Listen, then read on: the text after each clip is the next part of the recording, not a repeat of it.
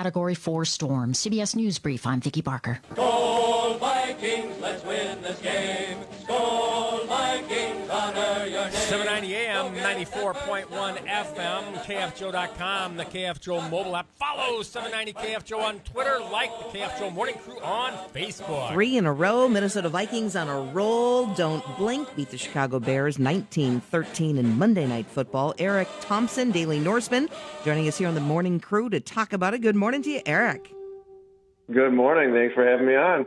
Well, rapid reaction this morning at 6:40 a.m. from the Daily Norseman and Eric Thompson. Your opening thoughts? Well, it was a win. It wasn't the prettiest win you'll ever see, but nothing is ever pretty for the Vikings at Soldier Field. So to escape their own personal Bermuda Triangle is always good.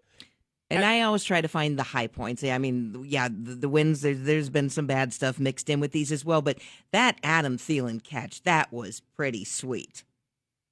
I mean, the one-handed catch is one thing, but as he was going down, the actual, the presence of mind to kind of turn the ball around so when he does fall, that none of the ball hits the ground, that was nothing short of amazing. And, yeah, he had the bobble that led to the Khalil Mack interception, and he had another one that probably went through his hands. But he scored both touchdowns for the Vikings, and that first one, especially to set the tone, because I think the Vikings had something crazy like 3 points in their last 3 first halves at Soldier Field. To set the tone early was that catch was huge. If you would have told me 4 games ago that this Vikings defense would essentially I shut down any a junior high team, the Vikings defense a month ago was atrocious. And there were plenty of injuries, but what they did in the second half against the Bears, I think it was held them to under 40 yards, Eric. Yeah, I mean, they had the Bears had -2 yards in the third quarter. Of course, they scored 7 points thanks to that kick return. But you got to tip your hat to Mike Zimmer. And again, the Bears' offense is not going to win any awards this year. They are a really bad unit. And Nick Foles just hasn't been that same guy that absolutely destroyed him in the 2017 NFC Championship game. But you got to give credit to Zimmer. I mean, he's a defensive coach, and he has really got his guys going. And there's still injuries. I mean, the Vikings, it seems like it's just a rotating cast at cornerback. But the way they've been playing defense, again, they have enough talent on offense to keep themselves in games, and the defense just wasn't doing holding up their end of the bargain the first part of the season. Now that they're starting to win some games. And I think the Bears were at least successful at trying to hold Dalvin Cook back. I mean, under 100 yards rushing. Yeah, I mean, going into the game, I believe Cook had something like it was over 30 carries for less than 90 yards in his career against the Bears at Soldier Field. So the Bears, they had a game plan, and they stuck to it. And I think one of the breaks that the Vikings got was Akeem Hicks going down at the end of the game, because that was basically the only time that Cook had any running lanes.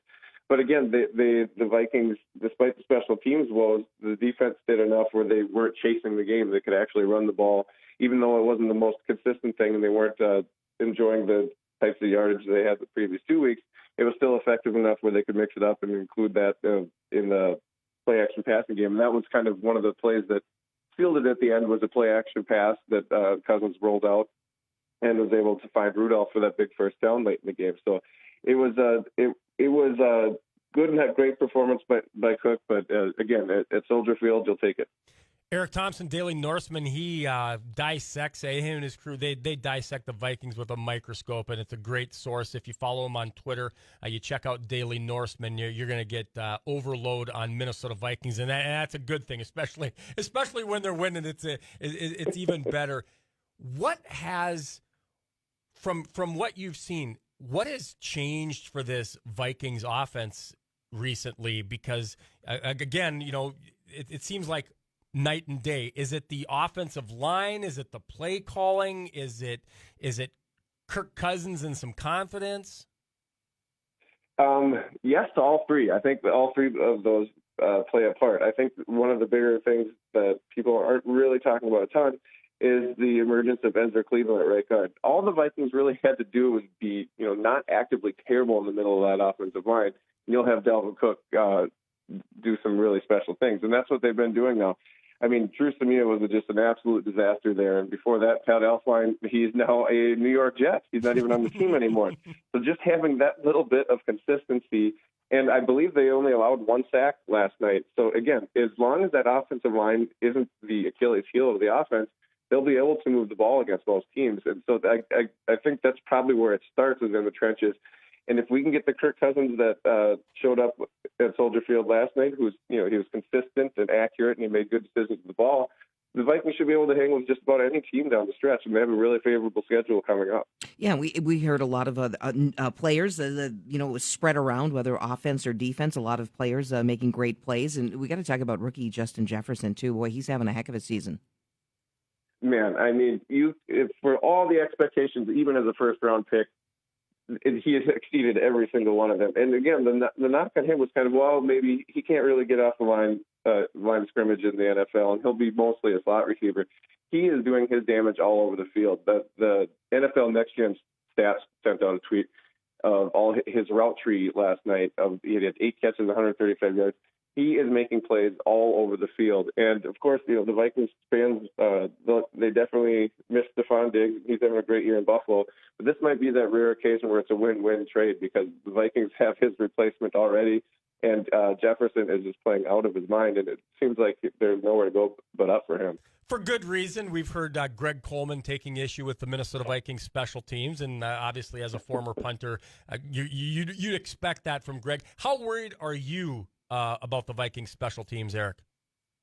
Well, I mean, they really almost, the last 2 weeks, the games wouldn't even have been close without the special teams play. I mean, they won by 14 against Detroit, and they won by 6 against Chicago. If the special teams play just average, I mean, both games are easily well into the double digits. It's probably a complete blowout against Detroit, and it's a pretty comfortable one last night. So the Vikings really need to shore that up. Again, Cordero Patterson, probably one of the best, if not the best, kickoff returners in the league. That'll happen every once in a while. But the punting game has just been awful. The tackling and everything. And, we all thought that Mike Zimmer's seat might be a little hot after that 1-5 start. Special teams coordinator Marwan Malouf probably isn't feeling great about his job security after the last couple of weeks. Coming up Sunday, we are taking on the Cowboys. Not a great team, but we can't be sleeping when we show up for that game. Yeah, I mean, this is the Vikings have shown, even in their wins the last 3 weeks, there isn't a ton of margin of error for them. It looks like the Cowboys are getting Andy Dalton back, which will probably help them a little bit.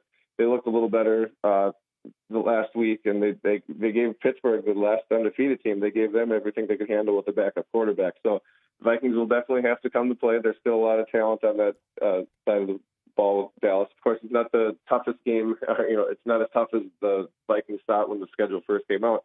But they'll still provide a challenge, and the Vikings will need to show up. They'll probably be favored in the next 3 games, all at home.